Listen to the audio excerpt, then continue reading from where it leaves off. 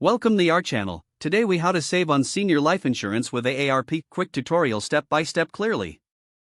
To save on senior life insurance with AARP, start by visiting the AARP website. On the home page, locate the insurance section. Click on it to explore different insurance options available. Select life insurance from the menu.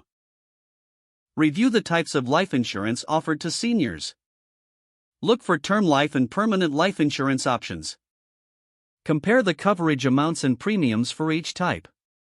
Next, use the AARP Life Insurance Calculator. This tool helps you estimate your insurance needs based on your financial situation.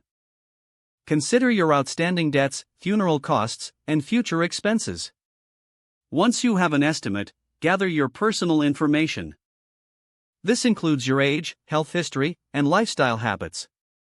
After compiling your information, request a quote. AARP typically provides personalized quotes based on your details. Review the quote carefully before proceeding. Be sure to check for any available discounts for AARP members. You may also want to consider bundling insurance products for additional savings. If needed, contact AARP customer service for assistance. Once you've made your decision, you can fill out the application online. After submitting the application, await confirmation of your coverage. Finally, keep track of your policy and review it annually for any changes. If the page does not load, refresh the browser or try again in a private or incognito window. Make sure you are using the correct email address, then retype it carefully to avoid small typos. If your password is not accepted, use the reset option and create a new strong password you can remember. Check your spam folder for verification or security emails, then complete any requested confirmation steps.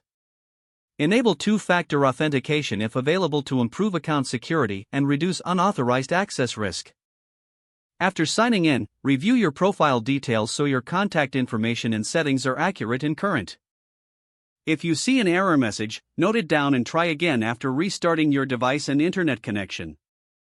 Don't forget to like this video and subscribe to our channel for more step-by-step tech guides.